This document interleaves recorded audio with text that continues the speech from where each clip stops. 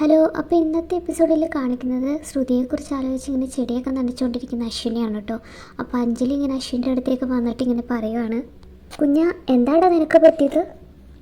നീ ഒന്നിങ്ങ് പറഞ്ഞേ, എനിക്ക് കുറച്ച് കാര്യങ്ങൾ സംസാരിക്കാനുള്ളത് നിന്നോട്. എന്താ നിൻ്റെ തീരുമാനം? ഞാൻ ഉദ്ദേശിച്ചത് ലാവണ്യയുടെ കാര്യമാണ്. അപ്പോൾ അശ്വിൻ പറയുകയാണ്, ചേച്ചി പ്ലീസ് എന്തിനാ ഈ ടോപ്പിക് എടുത്തിടുന്നത്? നീ ഇങ്ങനെ ഇറിറ്റേറ്റഡ് ആവാതെ കുഞ്ഞ, ഞാൻ അതിന് മാത്രം ഒന്നും പറഞ്ഞില്ലല്ലോ. എനിക്കിപ്പോൾ നിന്നിൽ നിന്നൊരു കാര്യം അറിഞ്ഞേ പറ്റൂ. അതിനു മുമ്പ് നീ ഓടിപ്പോകരുത്. നീ ഇപ്പോൾ ഹാപ്പിയാണോ എന്ന് വെച്ചാൽ ചേച്ചി എന്താ ഉദ്ദേശിക്കുന്നത്? ഏത് കാര്യത്തിൽ ഞാൻ ഹാപ്പിയാണെന്ന് ചോദിക്കുന്നത്? ഈ വീട്ടിൽ നടക്കുന്ന എല്ലാ കാര്യത്തിലും, പ്രത്യേകിച്ചും ലാവണ്യയുടെ കാര്യത്തിലും. അവളെ നീ ഇങ്ങോട്ടേക്ക് കൂട്ടിക്കൊണ്ട് വരുമെന്ന് പറഞ്ഞു. അത് നീ ശരിക്കും മനസ്സിൽ തട്ടി പറഞ്ഞു തന്നെയാണോ, അതോ മുത്തശ്ശീനെ വിളിക്കാൻ വേണ്ടിയിട്ട് എടുത്ത തീരുമാനം? അപ്പോൾ അശ്വിൻ ചോദിക്കാൻ, മുത്തശ്ശീനെ വിളിക്കാൻ വേണ്ടിയിട്ട് അങ്ങനെ ഞാനൊരു തീരുമാനം എടുക്കുന്നതാണ് ചേച്ചി കരുതുന്നത്? അതെ, ഞാൻ അങ്ങനെ തന്നെ കരുതിയിരിക്കുന്നത്. കാരണം കുഞ്ഞുനാൾ മുതലേ നിൻ്റെ സ്വഭാവം എനിക്കറിയാം. നീ പറയുന്നത് എല്ലാവരും അനുസരിക്കണം. നിന്നോട് ആരും എതിര് പറയാൻ പാടില്ല. അഥവാ എതിര് പറഞ്ഞാൽ അവരെ വെല്ലുവിളിച്ചുകൊണ്ട് നീ നിൻ്റെ മനസ്സിൽ തോന്നിയ തീരുമാനങ്ങളൊക്കെ എടുക്കും. അപ്പോഴത്തെ ദേഷ്യത്തിന് നീ ചാടിക്കയറി ഓരോന്ന് ചെയ്യുകയും ചെയ്യും. പിന്നെ അതേക്കുറിച്ച് ആലോചിച്ച് സങ്കടപ്പെടുകയും ചെയ്യും. അപ്പോൾ അശ്വിൻ പറയാണ്, ചേച്ചിക്ക് തെറ്റി. അങ്ങനെ ഇമോഷണലായിട്ട് ഞാനൊരു തീരുമാനം എടുത്തിട്ടില്ല. ഞാൻ എടുക്കുന്ന ഓരോ തീരുമാനം എൻ്റെ ബുദ്ധിയിൽ നിന്നല്ല, അതെൻ്റെ മനസ്സിൽ നിന്നല്ല. അപ്പോൾ അഞ്ജലി പറയാണ്, വേണ്ട കുഞ്ഞ, നീ എന്നോട് തർക്കിക്കാൻ നിൽക്കണ്ട. ലാവണ്യയുടെ കാര്യം നിൻ്റെ ജീവിതത്തിലെ ഏറ്റവും പ്രധാനപ്പെട്ട കാര്യമാണ്. അത് നീ യുക്തിസഹമായത് എടുത്ത തീരുമാനമാണോ അല്ലയോ എന്ന് എനിക്ക് അറിയണം. അങ്ങനെയാണെങ്കിൽ തന്നെ അതിനുള്ള കാരണവും നീ പറയണം. അപ്പോൾ അശ്വിൻ പറയാണ്, നോക്ക് ചേച്ചി, ലാവണ്യയുടെ കാര്യം നമ്മുടെ വീട്ടിൽ ഒരുപാട് ഡിസ്കസ് ചെയ്തതാണ്. പിന്നെ എന്തുകൊണ്ട് ഞാൻ ആ തീരുമാനം എടുത്തു എന്ന് വെച്ചാൽ, ഞാനും ലാവണ്യയും തമ്മിലൊരു കെമിസ്ട്രി ഉണ്ട്. ഞങ്ങൾക്ക് പല കാര്യങ്ങളും സമാനമായ അഭിപ്രായങ്ങളുണ്ട്. ഇപ്പോൾ കല്യാണത്തിനെ കുറിച്ച് തന്നെ ഞങ്ങൾ രണ്ടുപേരും അങ്ങനത്തെ ഒരു കോൺസെപ്റ്റിൽ വിശ്വസിക്കുന്നില്ല. അപ്പോൾ അഞ്ജലി ചോദിക്കുകയാണ്, എന്ന് വെച്ചാൽ കല്യാണം എന്ന കാര്യത്തിലൊരു വിശ്വാസമില്ലെങ്കിൽ പിന്നെ നിങ്ങളെങ്ങനെ ഒന്നിച്ച് ജീവിക്കും? അതിൽ വിശ്വസിക്കാതെ ജീവിക്കുന്നവരില്ല ചേച്ചി, ഞങ്ങളങ്ങനെ ജീവിച്ചോളാം. നോക്കൂ കുഞ്ഞ, നിൻ്റെ ആ തീരുമാനത്തോട് ഞാൻ യോജിക്കില്ല. നിൻ്റെ ഈ തീരുമാനങ്ങളെ നിനക്ക് തെറ്റായി പോയെന്ന് തോന്നിയാൽ പിന്നെ അത് തിരുത്താൻ വേണ്ടിയിട്ട് മറ്റൊരവസരം കിട്ടില്ല. അതുകൊണ്ട് ഞാൻ ഇപ്പോഴും പറയുകയാണ്, നീ വാശി ഉപേക്ഷിച്ച് സ്വന്തം മനസ്സ് എന്ത് പറയുന്ന ആത്മാർത്ഥമായിട്ടൊന്ന് ആലോചിച്ച് നോക്ക്. അപ്പോൾ അശ്വിൻ ഇങ്ങനെ ചിന്തിക്കുകയാണ് കേട്ടോ. പക്ഷേ അശ്വിൻ്റെ ചിന്തകളിലേക്ക് കടന്നു വരുന്നത് മൊത്തം ശ്രുതിയാണ്. ശ്രുതി ഓഫീസിൽ വെച്ച് പറഞ്ഞ കാര്യങ്ങളൊക്കെയാണ് അവൻ്റെ മനസ്സിലേക്ക് കടന്നു വരുന്നത്. അതിനുശേഷം അഞ്ജലി ചോദിക്കുകയാണ്, നീ എന്താ ആലോചിച്ചുകൊണ്ടിരിക്കുന്നത്? അപ്പോൾ അശ്വിൻ പറയുകയാണ്, ഒന്നുമില്ല. അപ്പോൾ അഞ്ജലി പറയുകയാണ്, ചില കാര്യങ്ങൾ അങ്ങനെയാണ് കുഞ്ഞ, ബുദ്ധി കൊണ്ടല്ല, നമ്മൾ ഹൃദയം കൊണ്ടാണ് തീരുമാനം എടുക്കേണ്ടത്. സ്നേഹത്തിൻ്റെ കണക്ക് നീ പറഞ്ഞ പോലെ കടലാസിൽ എഴുതി കൂട്ടാൻ പറ്റണതൊന്നല്ല. അത് നമ്മൾ പോലും അറിയാതെ നമ്മുടെ മനസ്സിൽ നിന്ന് താനെ പൊട്ടി മുളയ്ക്കുന്നതാണ്. നമ്മൾ സ്നേഹിക്കുന്ന ഒരാളെ കണ്ടെത്തിയാൽ പിന്നെ നമ്മൾ സ്നേഹിക്കുന്നവരെ കുറിച്ച് നമ്മളെപ്പോഴും ആലോചിച്ചുകൊണ്ടേയിരിക്കും. അവരുടെ കണ്ണൊന്നു നിറഞ്ഞാൽ നമ്മുടെ മനസ്സ് അസ്വസ്ഥമാകാൻ തുടങ്ങും. അവർ നമ്മളിൽ നിന്ന് അകന്നു പോകാമെന്നറിഞ്ഞാൽ ആ വേദന നമുക്കൊരിക്കലും താങ്ങാൻ കഴിഞ്ഞെന്ന് വരില്ല. അപ്പോൾ അശ്വിൻ ഇങ്ങനെ അഞ്ജലീനെ നോക്കുക കേട്ടോ. അപ്പോഴും അശ്വിൻ്റെ മനസ്സിലേക്ക് വരുന്നത് ശ്രുതിനെയാണ്. ശ്രുതി എന്നെ കാണുന്നത് വെറുപ്പാണെന്നല്ലേ പറഞ്ഞത്, ഞാൻ നാട്ടിൽ നിന്ന് തന്നെ പോവാണെന്ന് പറഞ്ഞതൊക്കെ ഇങ്ങനെ അശ്വിൻ ഓർക്കുവാണ് കേട്ടോ.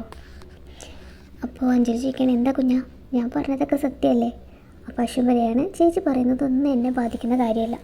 എന്നിട്ട് അഞ്ജലി പറയാണ്, നിന്നെ സ്നേഹിക്കുന്ന ഒരു പെണ്ണ് നിൻ്റെ ജീവിതത്തിലേക്ക് വരുമ്പോഴേ നീ പിന്നെ അവൾ പിരിയുന്ന കാര്യം പോലും ചിന്തിക്കാൻ നിനക്ക് തോന്നില്ല എന്ന് പറയാണ്. എന്നിട്ട് പറയണം, ആ നിമിഷം നിൻ്റെ ശ്വാസം നിനക്ക് നിലച്ച് പോകും പോലെ തോന്നുന്നു. അപ്പോൾ അശ്വിൻ പറയാണ്, ഓ ചേച്ചി ഇപ്പോൾ പറയുന്നത് കേട്ടിട്ടേ എൻ്റെ ശ്വാസം ഇപ്പം തന്നെ നിലച്ച പോലെ എനിക്ക് തോന്നുന്നു. ഇത് കൂടുതൽ ചേച്ചിയുടെ കൂടെ ഇരുന്നിട്ടുണ്ടെങ്കിൽ ഞാൻ ചിലപ്പോൾ ചത്തു പോകുമെന്ന് പറയാണ് കേട്ടോ. എന്നിട്ട് അശ്വിൻ ദേഷ്യത്തിൽ എണീറ്റ് പോവാണ് അവിടെ നിന്ന്. അടുത്ത സീനിൽ കാണിക്കുന്നത് പച്ചക്കറി അറിഞ്ഞുകൊണ്ട് ഓരോന്ന് ആലോചിച്ചുകൊണ്ടിരിക്കുന്ന ശ്രുതിനെയാണ് കേട്ടോ. അപ്പോൾ ശ്രുതിയുടെ അടുത്ത് പ്രീതി ചോദിക്കുകയാണ്, ഞാനൊരു കാര്യം ചോദിച്ചാൽ നീ സത്യം പറയുമോ? എന്താ നിൻ്റെ പ്രശ്നം? ശ്രുതി ചോദിക്കണം, എനിക്കൊരു പ്രശ്നമില്ലല്ലോ. പക്ഷേ എനിക്ക് നിന്നെ കണ്ടിട്ട് അങ്ങനെ തോന്നുന്നില്ലല്ലോ. നിനക്ക് എന്തോ ഒരു പ്രശ്നമുണ്ട്. നാട്ടിലേക്ക് തിരിച്ചു പോകണമെന്ന് നീ ആഗ്രഹിച്ചെടുത്ത തീരുമാനം തന്നെയല്ലേ? അതോ നീ വേറെ എന്തെങ്കിലും കാര്യത്തിൽ നിന്ന് രക്ഷപ്പെടാൻ വേണ്ടിയിട്ട്?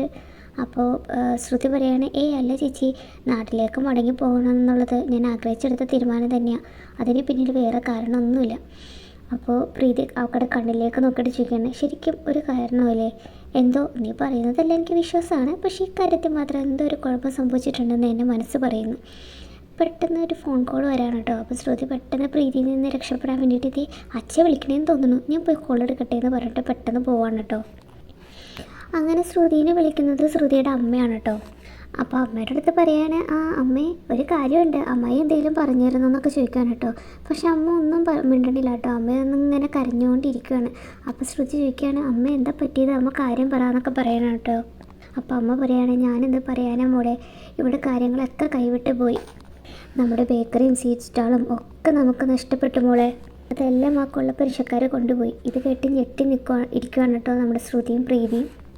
നമുക്കിപ്പോൾ ഒന്നുമില്ല മോളെ, നമ്മുടെ എല്ലാം നഷ്ടപ്പെട്ടു, അച്ഛ ആകെ തകർന്ന് മാനസികമായി തരിപ്പണമായി നിൽക്കാമെന്ന് പറയാണ് കേട്ടോ.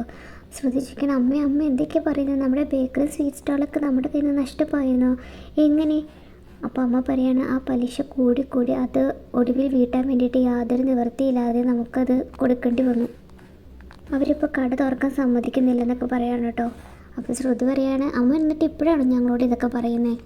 അപ്പോൾ അമ്മായി ഇരുന്ന് ചിന്തിക്കുകയാണ് കേട്ടോ, പ്രേമികളെ എന്ത് പണിയാണ് കാണിച്ചത്, അശോകേട്ടൻ പറയരുതെന്ന് പറഞ്ഞിട്ട് ഈ കുട്ടികളോട് അതൊക്കെ പറഞ്ഞു. അപ്പോഴേക്കും അശോകൻ ഇങ്ങനെ പ്രേമികളുടെ അടുത്തേക്ക് വരാണ് കേട്ടോ. എന്നിട്ട് ആരാ ഫോണിലെന്ന് ചോദിക്കുകയാണ്. അപ്പോൾ പറയാണ്, ശ്രുതിയെ ഫോണിൽ, ഞാൻ മക്കളോടെല്ലാം പറഞ്ഞു എന്ന് പറയാണ് കേട്ടോ.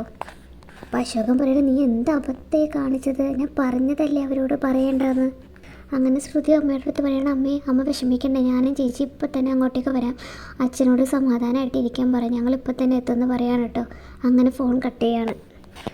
അങ്ങനെ നമ്മുടെ പ്രീതി ചോദിക്കുകയാണ്, സത്യമാണോ ശ്രുതി കേട്ടതൊക്കെ, ഇനി നമ്മൾ എന്താ ചെയ്യാന്നൊക്കെ പറയാണ്. അപ്പോൾ ശ്രുതി പറയാണ്, നമുക്കിപ്പോൾ തന്നെ പോകണം, അവരാകെ സങ്കടപ്പെട്ടിരിക്കുക, നമ്മൾ ചെല്ലുമ്പോൾ അതവർക്ക് സമാധാനമാകും, അതുമാത്രമല്ല അവിടെ ചെന്നിട്ട് നമുക്ക് എന്തെങ്കിലുമൊക്കെ ചെയ്തിട്ട് ബേക്കറിയും സ്വീറ്റ് സ്റ്റാളൊക്കെ നമുക്ക് കടക്കാരുടെ കയ്യിൽ നിന്ന് തിരിച്ചു മേടിക്കാം. അപ്പോൾ അമ്മായി ചോദിക്കുന്നുണ്ട്, നിങ്ങൾ അവിടെ ചെന്നിട്ട് എന്ത് ചെയ്യുന്നത് പറയണേ, അതൊന്നും ഞങ്ങൾ ആലോചിക്കണില്ല അമ്മായി, ഞങ്ങൾക്ക് പോയേ പറ്റുള്ളൂ, ഇനി എന്ത് ചെയ്തിട്ടാണെങ്കിലും അച്ഛൻ ആ ബേക്കറി നഷ്ടപ്പെടാൻ പാടില്ല, അച്ഛൻ്റെ ജീവൻ അതെന്ന് പറയാണ്. അങ്ങനെ പ്രീതിയും ശ്രുതി ഇങ്ങനെ കെട്ടിപ്പിടിച്ച് കരയുവാണ് കേട്ടോ. അടുത്ത സീനിൽ കാണിക്കുന്നത് ലാവണ്യേനെയും അശ്വിനെയാണ് കേട്ടോ. അശ്വിൻ്റെ അടുത്ത് ലാവണ്യ പറയാണ്, ഞാൻ നിൻ്റെ വരവ് പ്രതീക്ഷിച്ചിരിക്കുകയാണ്, പക്ഷേ എനിക്കിപ്പോഴും വിശ്വസിക്കാനാവുന്നില്ല, ഇവിടെ റിനോവേഷൻ്റെ വർക്ക് നടക്കുന്നത് കാരണം 3 മാസത്തേക്ക് എവിടെയെങ്കിലും ഒരു അക്കോമഡേഷൻ റെഡി ആവണമെന്ന് ഉണ്ടായിരുന്നുള്ളൂ, പക്ഷേ നീ നിൻ്റെ വീട്ടിലേക്ക് താമസിക്കാൻ ക്ഷണിച്ചത് എനിക്ക് ശരിക്കും ആ എക്സൈറ്റ്മെൻറ്റിലാണ് ഇപ്പോഴും.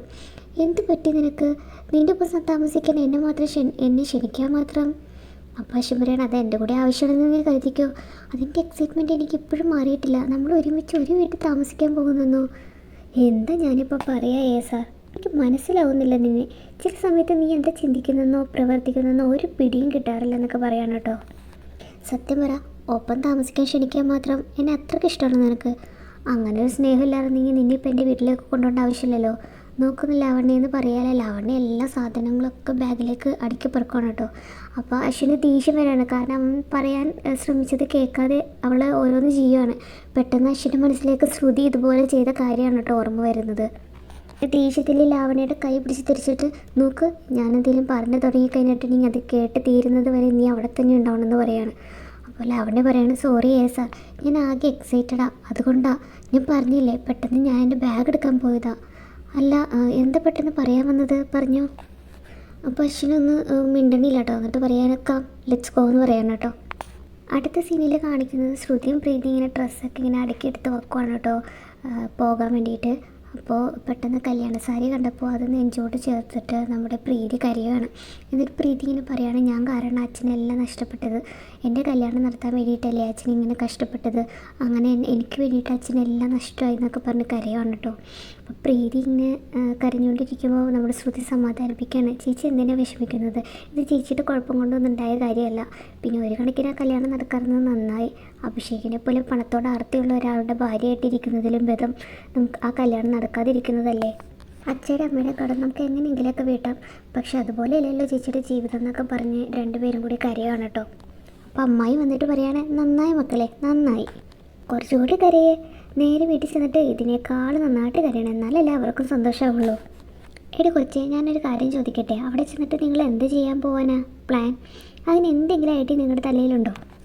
എന്നിട്ട് അമ്മായി പറയാണ്, അശോകേട്ടൻ എന്നോടൊരു കാര്യം പറഞ്ഞിരുന്നു, ഒരു ചെറിയ കട തുടങ്ങാനൊക്കെ പ്ലാനുണ്ട്. അപ്പോൾ ശ്രുതി പറയാണ്, അങ്ങനെയാണെങ്കിൽ നല്ല കാര്യമല്ലേ, ബിസിനസ് തുടങ്ങിക്കഴിഞ്ഞാൽ നമുക്ക് കടം വീട്ടാനുള്ള ക്യാഷ് കിട്ടുമല്ലോ. അപ്പോൾ അമ്മായി പറയാണ്, അതൊക്കെ ശരി തന്നെ, പക്ഷേ നിങ്ങൾ രണ്ടുപേരും അവിടെ ഉണ്ടെങ്കിലേ നിങ്ങളുടെ കാര്യം നോക്കൂ, അവൻ കട തുടങ്ങാനുള്ള ശ്രമം നടക്കൂ, പിന്നെ വീട്ടിൽ 2 മുതിർന്ന പെൺകുട്ടികളുള്ളപ്പോൾ അവരുടെ കാര്യം നോക്കാതെ വീണ്ടും ബിസിനസ് തുടങ്ങാൻ ഇറങ്ങിക്കഴിഞ്ഞാൽ ആരെങ്കിലും അവനെ സഹായിക്കുമോ? എന്താ പ്രീതി മോളെ, ഞാൻ പറഞ്ഞത് ശരിയല്ലേ എന്ന് പറയാണ്. അപ്പോൾ ശ്രുതിയും പ്രീതിയും കൂടി ഇങ്ങനെ ഇരുന്ന് ആലോചിക്കുകയാണ് കേട്ടോ. എന്നിട്ട് അമ്മായി പറയുകയാണ്, ഇപ്പം നിങ്ങൾ എൻ്റെ അടുത്താണെങ്കിൽ ആ ശ്യാമോൻ്റെ പരിചയത്തിൽ ശ്രുതിക്ക് വീണ്ടും വേറൊരു കമ്പനിയിൽ നമുക്ക് ജോലി നോക്കാം. അതുപോരാതെ തന്നെ ഞാൻ സാരിയുടെ ഡിസൈനിങ്ങും ചെയ്യാം. നമുക്ക് രണ്ട് കാര്യങ്ങളിലൂടെ കിട്ടുന്ന വരുമാനത്തിലൂടെ നമുക്ക് കിട്ടുന്ന പൈസ വീട്ടിലേക്ക് കുറച്ച് അയച്ചും കൊടുക്കാം. അപ്പോൾ അച്ഛനമ്മക്കും സന്തോഷമാവും. അപ്പോൾ പ്രീതിയും ശ്രുതി ഇങ്ങനെ ആലോചിക്കുകയാണ് കേട്ടോ എന്താ ചെയ്യേണ്ടതെന്ന്. അപ്പോൾ പ്രീതി പറയുകയാണെങ്കിൽ നിൻ്റെ ഇഷ്ടം പോലെ ചെയ്യുന്ന പറഞ്ഞ് പോവാണ്. അപ്പോൾ ശ്രുതി ഇങ്ങനെ ആലോചിക്കുകയാണ്. അങ്ങനെ ഈ എപ്പിസോഡ് തീരുവാണ് കേട്ടോ.